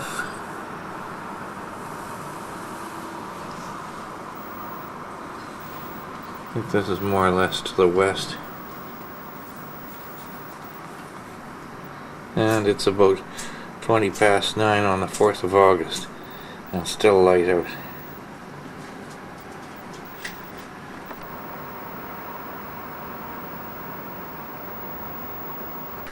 And today we finally made it to Oban, despite the landslide that had part of the railroad track closed off. Here's our room at the Glenree Hotel. There's Helen waiting at the door. There's our little mirror. A little bit close getting in here, but still quite nice. This is looking back in toward Oban. Ferry dock straight ahead of me. And some nice buildings, probably hotels here. And there's McCaig's Folly up on top of the hill here.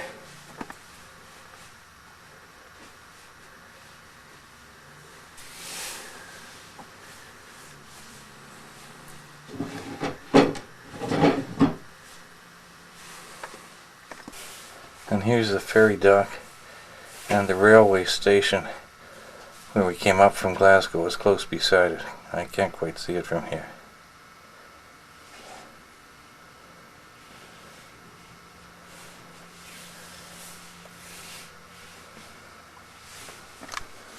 Here's a bit more of the harbour, and the ferry boat will be going up past here and out in this direction. The hills in the background are Isle of Mull. And we're down on the Esplanade now, and this is looking out the channel. Uncle Donald's country up this way. Pronounced Loch Allen, even though it looks like Loch Aline. It's Allen. Here's our hotel. It's actually a big building that's been split. Well Park Hotel on one side, and this is pronounced Glen here. Looking back toward town. And back toward the ferry dock. Now I'm more or less, I think, looking south. And back to where I started. This is one we thought it was a castle. It's the local Catholic church.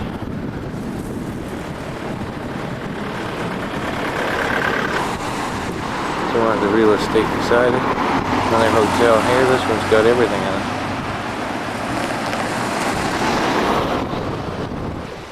Here's some fancy grass.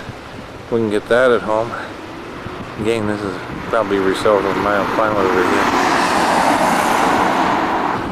Another look at our cathedral.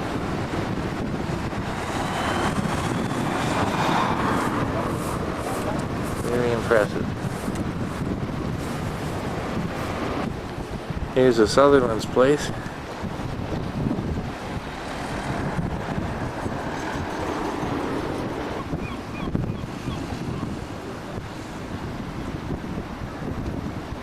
And here's the road up to Fort William, which would also get you by road up to the Ardnamurchan Peninsula.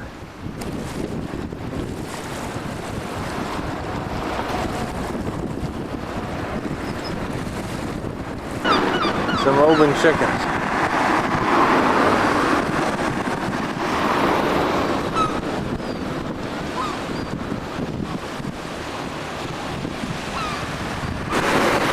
Some interesting characters here on the beach.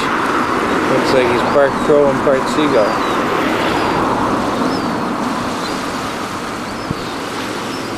Here's one for Brian. This is a surprise. Moosehead and Guinness. And here we are right in downtown Oakland.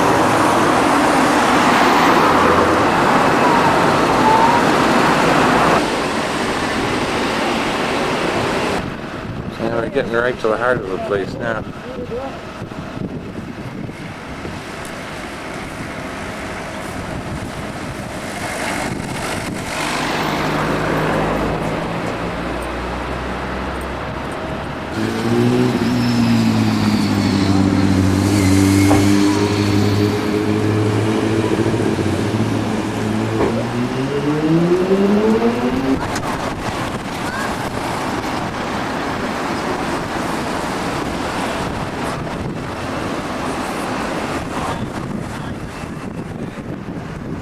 Saltwater swans. That's very much interesting. Look at the water.